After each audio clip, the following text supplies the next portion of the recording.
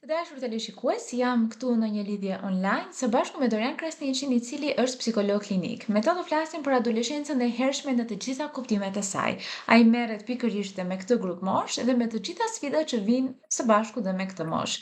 Faleminderit që jeni pjesë e emisionit ton sot dhe për të sqaruar dhe disa gjëra që besoj se sidomos prindërit që kanë fëmijë në këtë moshë do jenë gjithë sy e vesh.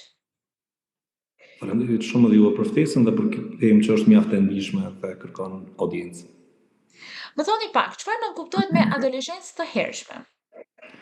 Atëherë, adoleshenca e hershme, e cila kufirin e saj e ka në ndryshime trupore dhe seksuale të njerëzit, është një lloj tranzicionit nga të qenurit fëmijë në fillim i tranzicionit në fakt nga të qenurit fëmijë në të rritur.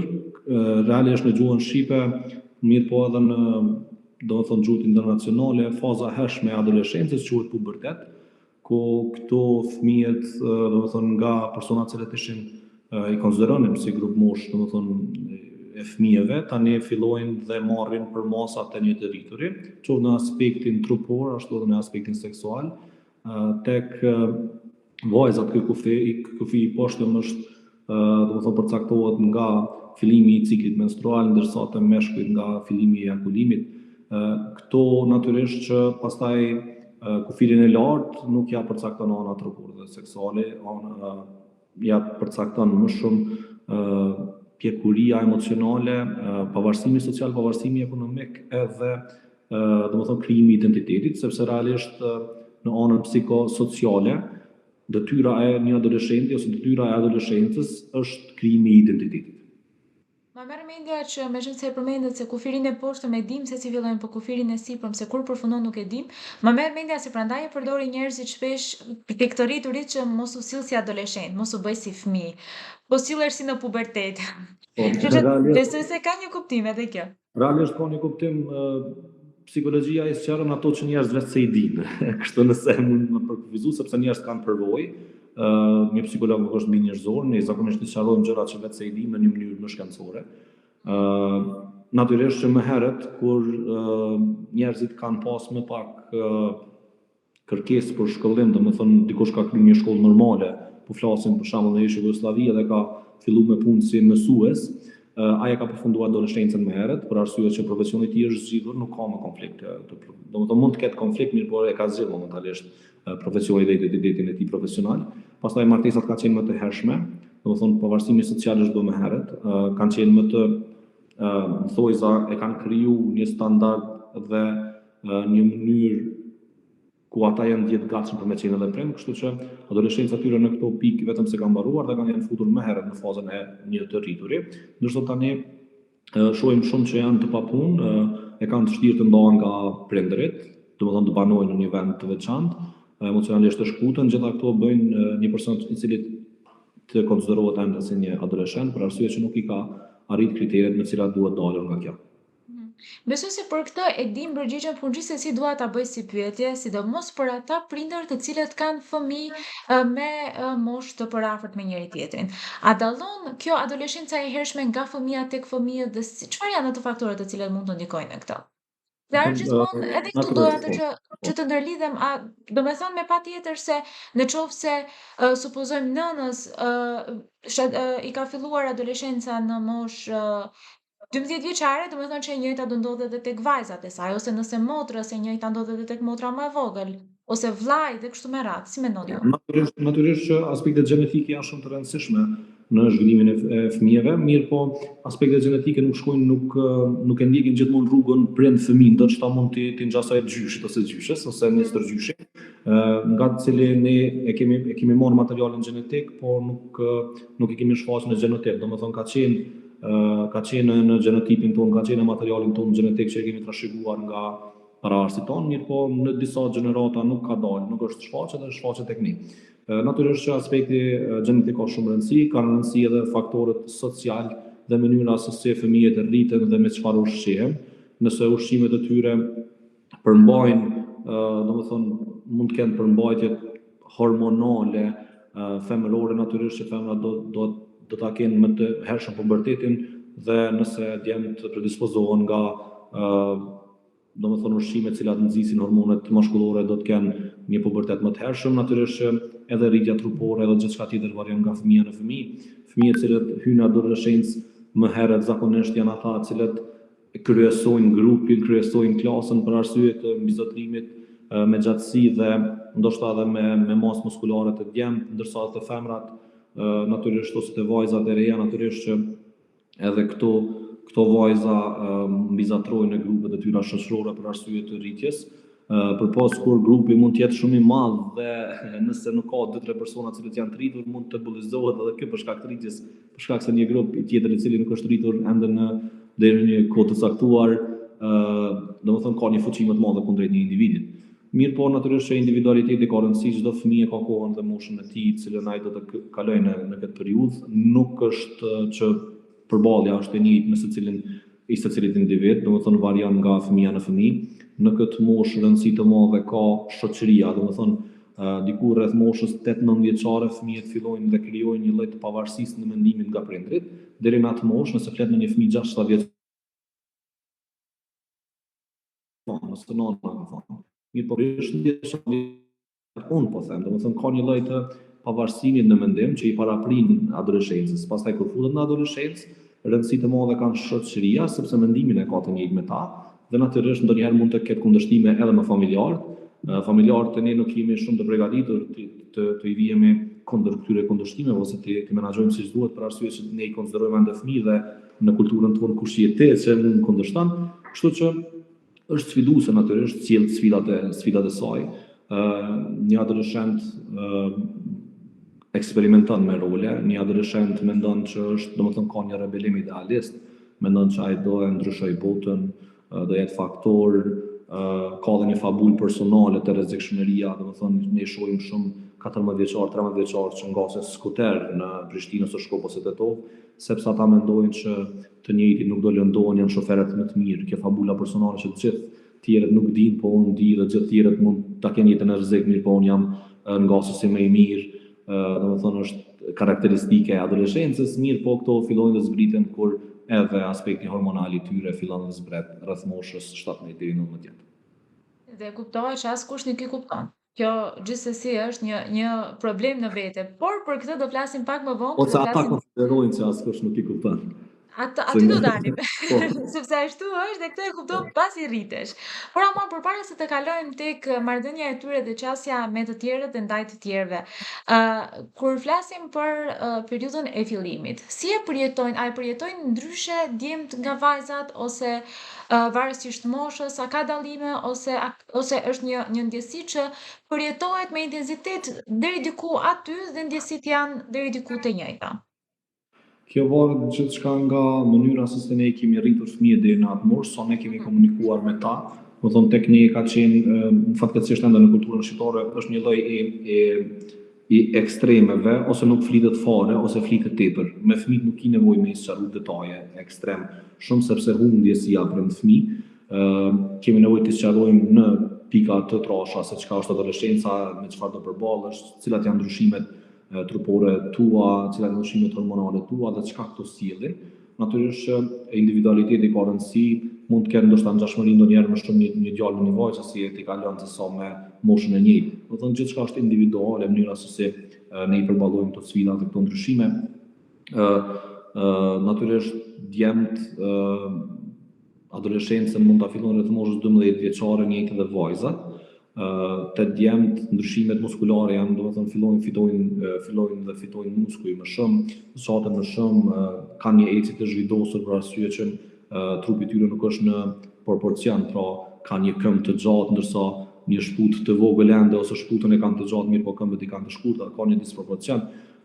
Dhe natyrisht kjo ndodhet edhe tek vajzat ku fillojnë ndryshimet trupore dhe ndryshimet e dukshme seksuale të tyre për shkak të ndryshimit hormonal dhe kjo natyrisht është evidente tek moshat tyre.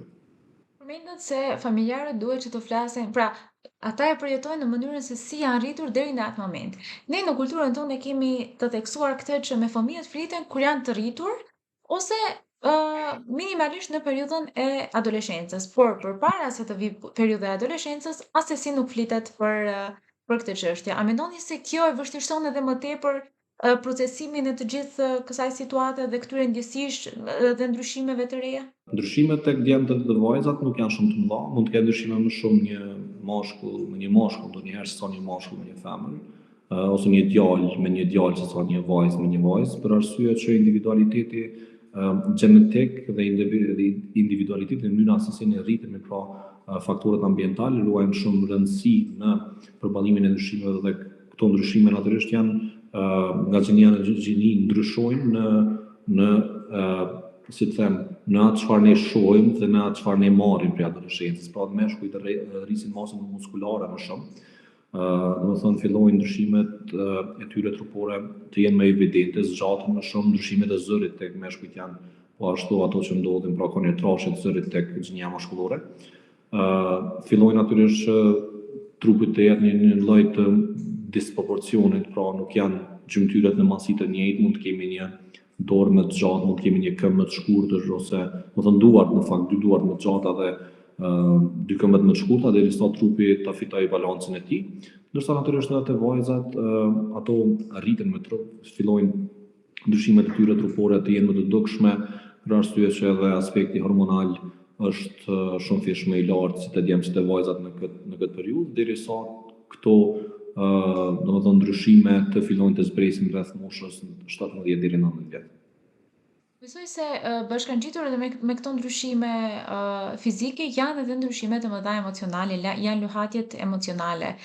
Ne kemi qenë vetë adoleshent, jemi dëshmitar të asaj që sidomos tek pjesa e vajzave shumica bëhen shumë më të ndjeshme dhe pse vajzat si natyrë zakonisht janë të ndjeshme, atëherë bëhen shumë fish më të ndjeshme.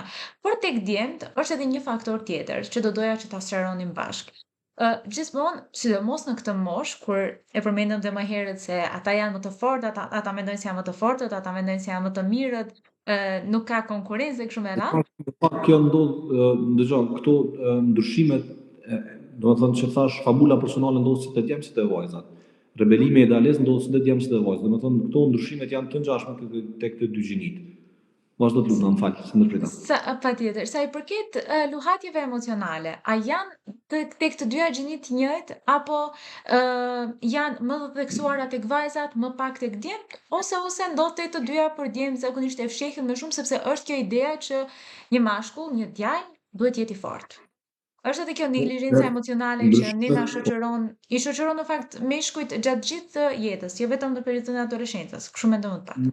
Natyrisht që secila periudhë sjell sfidat e saj, secila periudhë sjell edhe konfliktet e saj. Në adoleshencë ka shumë konflikte, sepse nga të qenit fëmijë ne fitojmë edhe përgjegjësi për personos hormonale e cila është në ndryshim.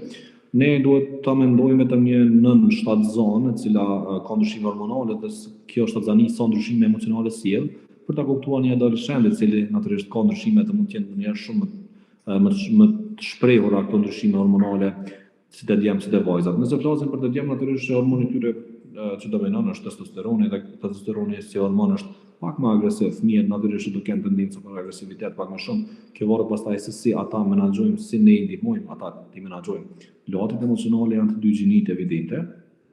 Shtohet ndjeshmëria, mund shtohet ndonjëherë agresiviteti, varësisht grupit në cilin fëmijët bëjnë pjesë, varësisht mënyrës se si prindërit i ndihmojnë ata. Më dëgjon? Ndaj më falë se po kam thitje ndonjëherë dhe po ngatrohemi. Kështu që këto ndryshime natyrisht që ndodhin tek dy gjinit dhe janë të rëndësishme për të ndihmuar në zhvillimin e karakterit të fëmijëve dhe personalitetit të tyre, sepse çdo fëmijë nga fillimi i pubertetit derisa del në adoleshencë, derisa del nga mosha, domethënë nga periudha e adoleshencës në fakt, komplet kjo fazë ka një detyrë e cila është krijimi i identitetit. Do thonë fëmijët duhet të krijojnë një identitet si të rritur, të dinë se çka duan nga jeta, kush janë ata, cili është profesioni i tyre dhe të njohin vetitë e tyre, të karakteristikat e tyre, të personalitetit dhe të identitetit e tyre. Të gjitha këto ndryshime ndikojnë në disa aspekte, pra si ato ndryshimet fizike, si këto ndryshimet emocionale, psiqike. Sa ndikojnë dhe si ndikojnë të gjitha këto në vetvlerësimin dhe në vetbesimin e adoleshentëve? Atëherë, edhe kjo është karakteristike e individualitetit. Unë thash më herët që fabula personale është shumë e rëndësishme. Nëse një fëmijë ka një fabulë personale dhe konsideron veten si mbizotrues ose konsideron se ai po mbizotron mbi gjeneratën e tij, natyrisht që vetëvlerësimi do jetë më i lartë, vetëbesimi do jetë më i lartë.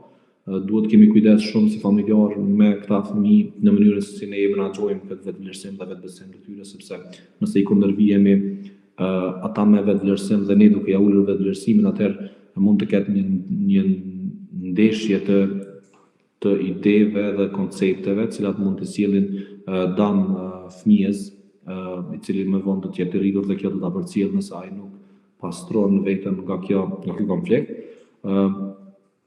Nëse në fëmijëri të hershme nuk je ndjer kompetent, familjarët e tu të kanë konsideruar ende si fëmijë, nuk është që ke marrë shumë përgjegjësi ose ke pas jetën, themi, ideja shqiptare tani në tranzicion është që një fëmijë nuk duhet t'i japësh kompetenca. Fëmia në shkollë mesme është mirë të ndihmojë në familje, fëmia në shkollë mesme është mirë të ndihmojë në shoqëri, t'i jap kontributin e tij, sepse kjo do e përgatis atë që kur të jetë një i rritur, të jetë, domethënë, person i cili ka më shumë zell për punë. Dhe është me rëndësi që të dihet se si kjo të menaxhohet dhe nga kjo natyrisht do varet edhe vetëvlerësimi dhe vetëbesimi. Gjitha këto varen nga kompetencat që ai i fiton në këtë moshë është shumë e mirë që të fitohen kompetenca, pra të merret një lloj profesionit ose zanati që e kemi quajtur më herët, ose një drejtim për shkollimin e tij, avancimin e tij akademik, kështu që kjo moshë nuk është e pavlefshme, në fakt është ndër moshat të cilat neve na përcakton se çfarë do bëhemi ne kur të jemi të rritur. Nëse një adoleshent nga ngutia e tij ose nga presioni familjar dëshiron të bëhet mjek, atëherë ai do fillojë në moshën 9 vjeçare studimet dhe kur të jetë në vitin e 3 ose të 4 ta kuptojë që ai do ishte më i mirë nëse do ishte IT ose një profesion tjetër, çfarë do të qoftë ai, mund të ishte murator i mirë dhe jeta e tij emocionale është më e mirë nëse ai do të ketë sukses në profesionin që ai e don, në murator, sepse është më mirë ti jesh një murator i Zotit se një doktor i dopt. Dhe ana ti emocionale gjatë jetës do ketë një konflikt identiteti, pra do e bëj një punë cilën ai nuk do e doj, dhe kjo punë do jetë burg për sa ai ta bëjë këtë profesion, sepse nuk mund të huajsohesh të dalësh në një profesion i cili nuk je ti, ose në një natyrë cilën nuk je ti, dhe në kulturën tonë është shumë vonë që në moshën 23 vjeçare, pasi familja ka investuar në ty për 2-3 vite, ti të kthehesh dhe ta ndrosh profesionin. Shumë pak e kanë këtë luks dhe ndonjëherë shihen edhe me sy të keq, sepse mendojnë që ke dështuar, ndërsa ti je duke bërë zgjedhjen tënde të jetës. Prandaj është shumë e rëndësishme që të lihet koha një adoleshenti të përzgjedh për profesionin e tij.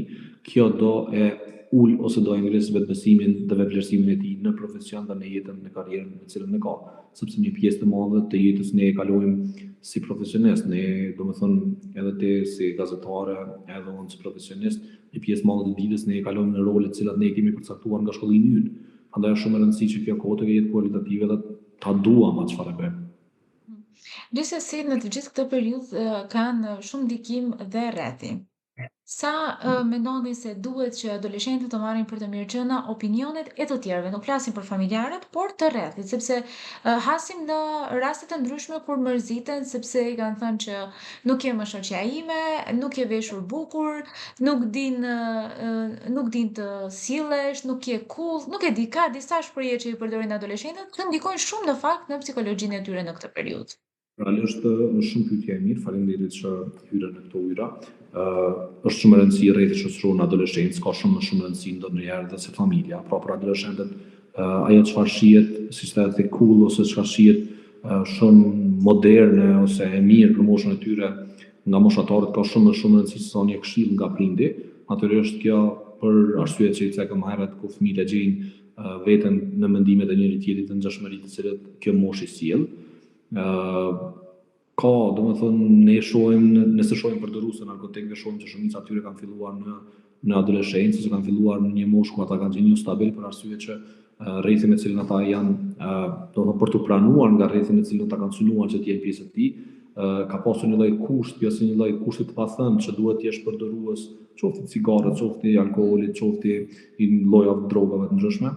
Pra, duke menduar që je ende se je përdorues i këtyre substancave, ata kanë marrë vlerat e grupit për të qenë pjesë e tij, kanë bërë një lloj të pagesës sociale në dëm të vetes në mënyrë që të jenë këtu e shohim ne se sa i rëndësishëm është grupi dhe sa i rëndësishëm është rrethi për një adoleshent. Unë gjithmonë bëj thirrje që të ketë kujdes, natyrisht që prindërit duhet i monitorojnë adoleshentët, nuk duhet të lihen të lirë, ata duhet dinë me çfarë shok ose shoqe po shoqërohen, të dinë të japin këshillat e duhura për gjithë rrethin e tyre, të monitorohen ta fëmijë, të shihen se si po rriten, sepse nëse lihen vetëm të lirë, natyrisht që pastaj rrethi nuk ka shumë mëshirë siç ka familja për një fëmijë.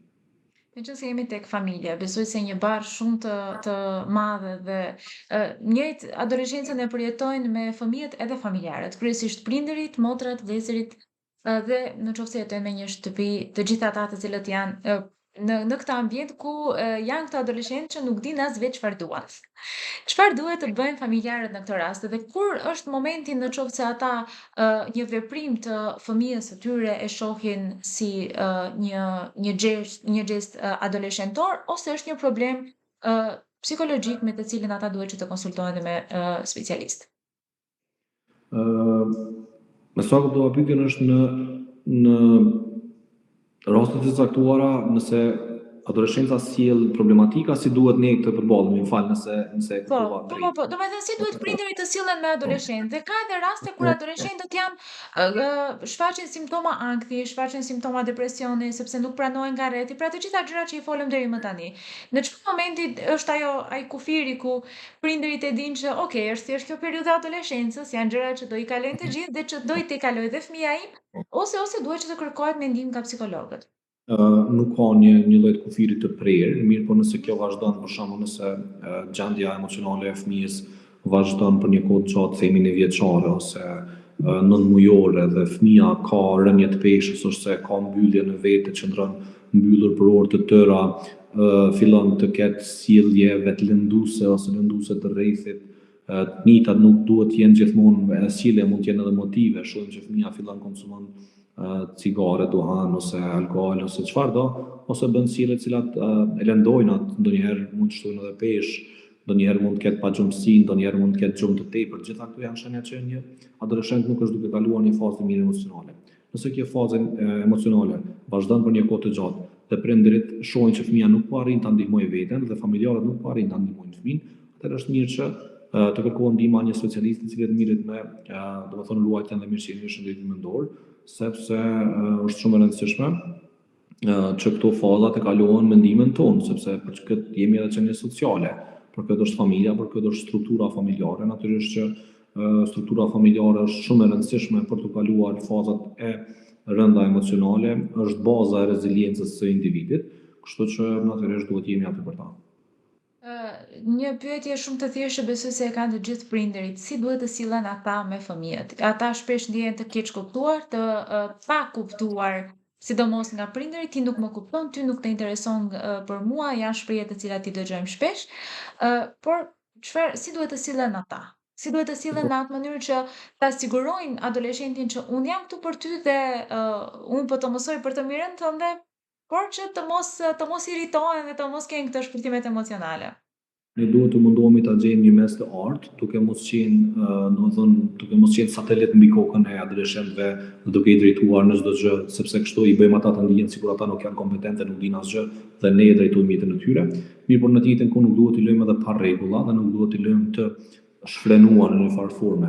Duhet të ketë një kontroll me një adoleshent, së pari ne si prind duhet të pranojmë që ai nuk është fëmia me cilin ne kemi kaluar 7 vite, 8 vite, 9 vite dhe na bindet dhe mendimet tona janë leç për të, tani ka ndryshuar, ka një identitet të vetin, ka një mendim të vetin dhe kjo nuk do të thotë që ne do të armiqësohemi me të, do të thotë që ai është duke krijuar, domethënë mënyrën se si do të jetë i rritur dhe ne duhet ta ndihmojmë. Tonët e larta nuk janë shumë të preferueshme për këtë relacion prind-fëmijë, sepse prish emocionet e të dy palëve. Ndihma duhet jepet si një lloj, domethënë prindi afërsisht, nëse mund ta them kështu, në një lloj forme figurative duhet të jetë trajneri. Ne e kuptojmë që trajneri jep shumë këshilla dhe jep shumë instruksione, mirë, por nuk futet në fushë. Ne duhet të mos futemi në fushë, duhet të jemi trajner nga fëmijët jashtë vijave, të tregojmë se si ata të luajnë me jetën dhe në mënyrën, domethënë jo të luajnë në aspektin e rrezikshëm, mirë, po se si ata të menaxhojnë jetën e tyre. Kështu që po me këtë po e përmbylli, sepse ona figurative që mund të them pak më mirë se çdo gjë tjetër. Gjithsesi besoj se këto janë këshilla shumë të vyeshme që besoj se do ju vinë në ndihmë të gjithë atyre të cilët kanë në rrethin në shtëpinë e tyre një adoleshent dhe nuk dinë se si të veprojnë. Ne ju falenderojmë shumë për të gjitha këto informacione dhe këtë bisedë kaq të këndshme. Ishte kënaqësi. Faleminderit juve, ishte kënaqësi. Uroj adoleshencë të mbarë dhe të shëndetshme për të gjithë adoleshentët dhe sfidë sa më pak për gjithë prindërit.